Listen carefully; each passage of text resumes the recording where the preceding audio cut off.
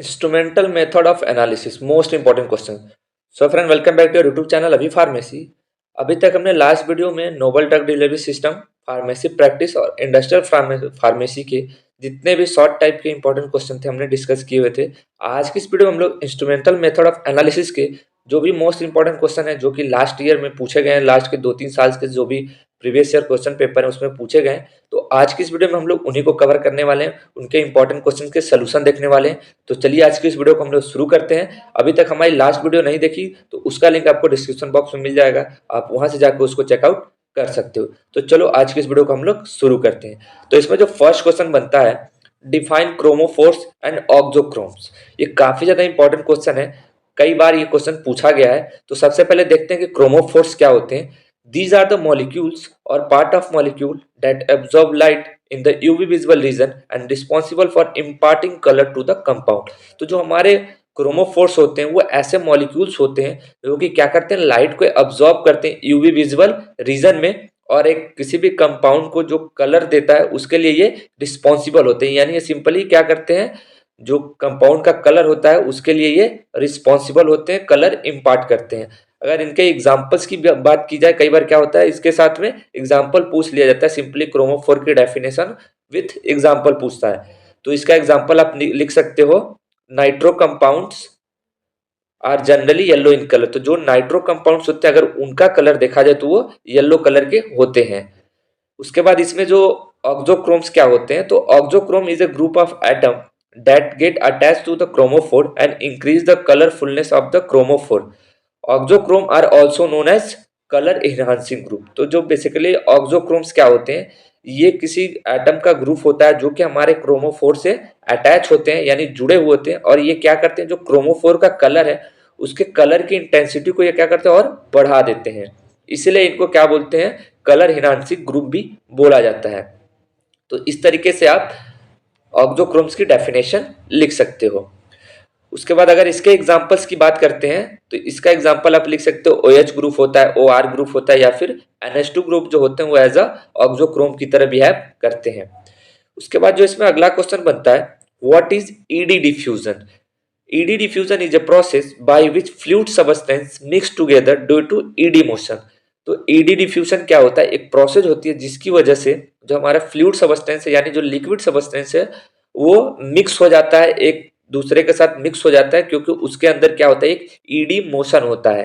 इसका आप फॉर्मूला यहाँ पे लिख सकते हो। उसके बाद यहाँ पे लैम्डा का क्या मतलब है, correction factor for the irregularity of the column packing, और डीपी मतलब है एवरेज पार्टिकल डायमीटर। तो इस तरीके से आप इसकी डेफिनेशन लिख सकते हो। लाइक और शेयर ठोक दीजिए, महाकाल का दबा के लाइक और शेयर ठोक लीजिए। क्वेश्चन नंबर थर्ड है, enlist the advantages and disadvantage of agarose and polyacrylamide gels. इस क्वेश्चन में हम लोग अग्रोज एंड पॉलीअक्राइल जेल्स के एडवांटेजेस और उसके डिसएडवांटेजेस बताने हैं। तो सबसे पहले हम लोग देख लेते हैं कि एग्रोज जेल होता क्या है। A substance which is the main constituent of agar use specially in gels for electrophoresis. तो बेसिकली एग्रोजोल क्या होता है, एक सबस्टांस होता है जो कि हमारे अगार का मेन कॉन्स्टिट्यूएंट होता है। यानी सिंपली बोले तो जो हमारा अग्रोज जेल होता है, ये इसमें सबसे ज़्यादा जो अगार है उसमें सबसे ज़्यादा अग्रोज प्रेजेंट होता है, जो कि जेल इलेक्ट्रोफोरेसिस में इसका यूज किया जाता है। वहीं अगर पॉलीअक्राइल अमाइड की बात करते हैं तो a synthetic resin made by polymerizing acrylamide which is water soluble polymer use to form a stabilized gel. तो जो हमारा पॉलीअक्राइल अमाइड होता है एक सिंथेटिक रेजिन होती है जिसको हम लोग पॉलीमराइजिंग एक्राइलामाइड की मदद से बनाते हैं। ये क्या होता है, वाटर सॉल्युबल होता है, एक वाटर सॉल्युबल पॉलीमर होता है जिसका हम लोग यूज करते हैं एक स्टेबलाइज्ड जेल बनाने के लिए। अगर इनके एडवांटेजेस की बात की जाए तो ये क्या होते हैं, केमिकली स्टेबल्स होते हैं, good for separation of low molecular weight fragment. यानी कोई भी मॉलिक्यूल अगर उसका वेट जो है वो लो है तो उसका सेपरेशन में इसका इस्तेमाल किया जाता है।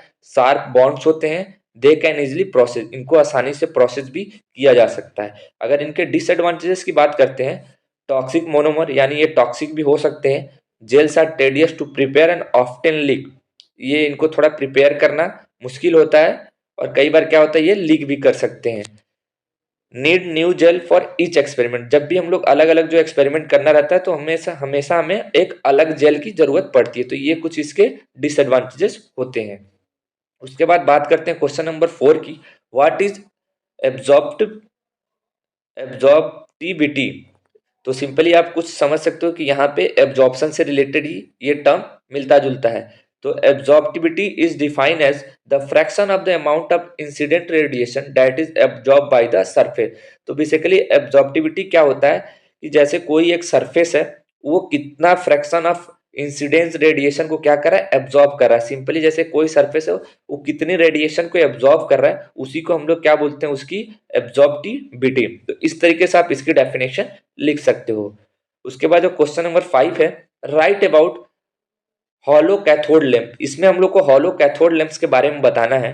तो hollow cathode lamps are discharge lamps design for use in atomic absorption instrument. तो जो हमारा HCl होता है, सिंपली जिसको हेलो कैथोड लैंप बोलते हैं, ये एक डिस्चार्ज लैंप होता है जिसका इस्तेमाल हम लोग एटॉमिक एब्जॉर्प्शन इंस्ट्रूमेंट में करते हैं एज अ लाइट सोर्स की तरह। They consist of A cathode made from the element of interest, an anode and a inert filler gas contained in a glass envelope।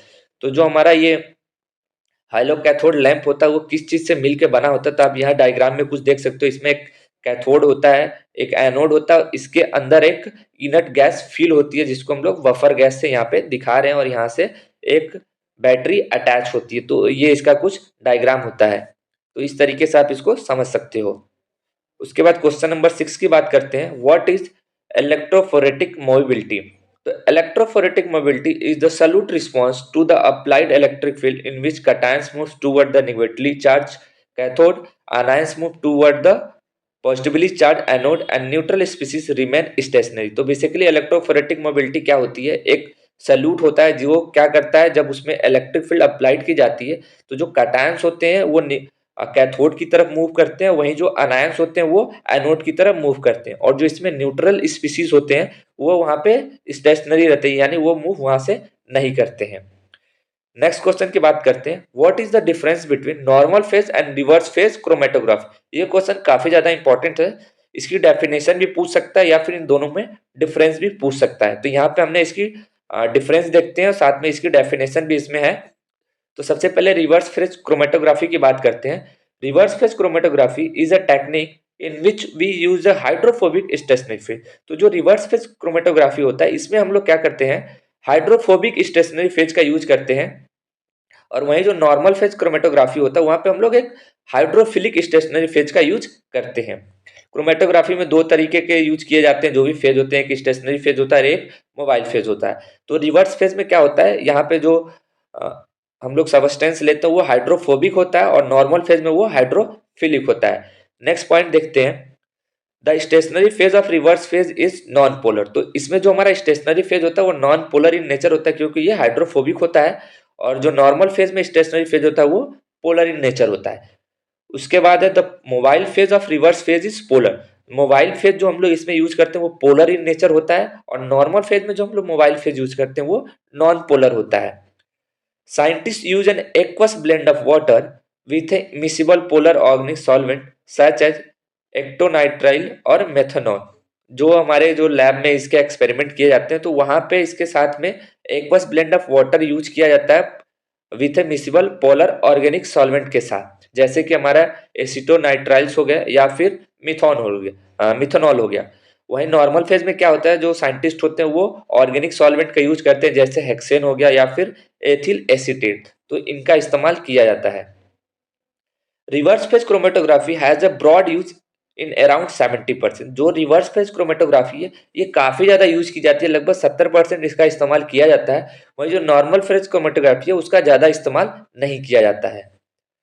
Next question की बात करते हैं जो कि हमारा है question number 8, write two example each of cation and anionic exchanger. इस question में हम लोग कटायनिक एक्सचेंजर और अनायनिक एक्सचेंजर का एग्जाम्पल बताना है। तो आप यहाँ पे एग्जाम्पल सिंपली देख सकते हो कटायनिक एक्सचेंजर का और अनायनिक एक्सचेंजर्स का।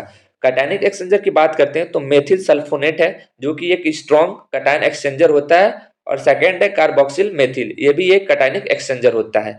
उसके बाद है अनायन एक्सचेंजर, इसमें हमारा क्या है, कोलेस्टेरामाइन, ये एक अनायनिक एक्सचेंजर है। उसके बाद है डाई एथिल अमाइन एथिल, तो ये एक अनायनिक एक्सचेंजर ये भी है। तो दो दो एग्जांपल पूछे थे तो आप ये दो दो एग्जांपल लिख सकते हो।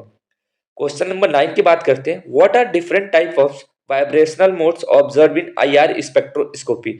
तो इसमें हमें बताना है कि वो कौन कौन से वाइब्रेशनल मोड्स होते हैं जो कि आईआर स्पेक्ट्रोस्कोपी में ऑब्जर्व किए जाते हैं। तो यहाँ पे सिंपली आप लिख सकते हो, जिसमें है फर्स्ट है स्ट्रेचिंग, उसके बाद है ब्लेंडिंग। ये दो तरह के होते हैं। इनके अंदर आता है, जैसे स्ट्रेचिंग की बात करते हैं तो इसके अंदर है सिमेट्रिक और एसिमेट्रिक, और ब्लेंडिंग में बात करते हैं तो ब्लेंडिंग को फिर फर्दर दो पार्ट में क्लासिफाई किया गया है, इन प्लेन बेंडिंग और आउट ऑफ प्लेन बेंडिंग। तो प्लेन बेंडिंग में क्या है, सीजरिंग है, रॉकिंग है। उसके बाद इसमें जो आउट ऑफ प्लेन बेंडिंग है, इसमें आता है वैगिंग और ट्विस्टिंग। तो इस तरीके से आप इसके टाइप्स लिख सकते हो कि types of vibration in IR spectroscopy. उसके बाद आज का हमारा जो आखिरी क्वेश्चन है, give name of detector use in HPLC. इस क्वेश्चन में बताना है कि वो कौन कौन से डिटेक्टर्स होते हैं जो कि हम लोग एचपीएलसी में यूज करते हैं, यानी हाई परफॉर्मेंस लिक्विड क्रोमेटोग्राफी में कौन कौन से डिटेक्टर का यूज किया जाता है। तो इसमें आप फर्स्ट देख सकते हो यूवीवीआई डिटेक्टर, यानी इसके अंदर फिक्स वेवलेंथ, वेरिएबल वेवलेंथ या फिर डायोड एरी डिटेक्टर्स का यूज किया जाता है। मास डिटेक्टर होते हैं जो कि एचपीएलसी में यूज किए जाते हैं। फ्लोरेंस डिटेक्टर या फिर रिफ्रैक्टिव इंडेक्स डिटेक्टर, इसमें भी दो आते हैं, डिफ्लेक्शन डिटेक्टर और रिफ्रैक्टिव डिटेक्टर। उसके बाद है इलेक्ट्रोकेमिकल डिटेक्टर, कंडक्टिविटी डिटेक्टर या फिर आईआर डिटेक्टर। तो ये कुछ जो डिटेक्टर होते हैं वो एचपीएलसी में यूज किए जाते हैं। इस वीडियो में हम लोग बस 10 ही क्वेश्चन कवर करते हैं। नेक्स्ट वीडियो में हम लोग जो और बाकी 10 क्वेश्चन हैं जो कि प्रीवियस ईयर के ही हैं उनको डिस्कस करेंगे, क्योंकि ये वीडियो थोड़ी सी लंबी हो जाएगी। तो हम लोग वीडियो को आज यहीं पे खत्म करते हैं। नेक्स्ट वीडियो में हम लोग क्वेश्चन नंबर 11 से लेकर जो क्वेश्चन नंबर 20 है वहां तक कवर करेंगे। तो आई होप आपको सारा कुछ समझ में आ गया होगा। वीडियो हेल्पफुल लगे तो वीडियो को जरूर लाइक कीजिएगा, और इस वीडियो पर हम लोग टारगेट रखते हैं 20 लाइक का।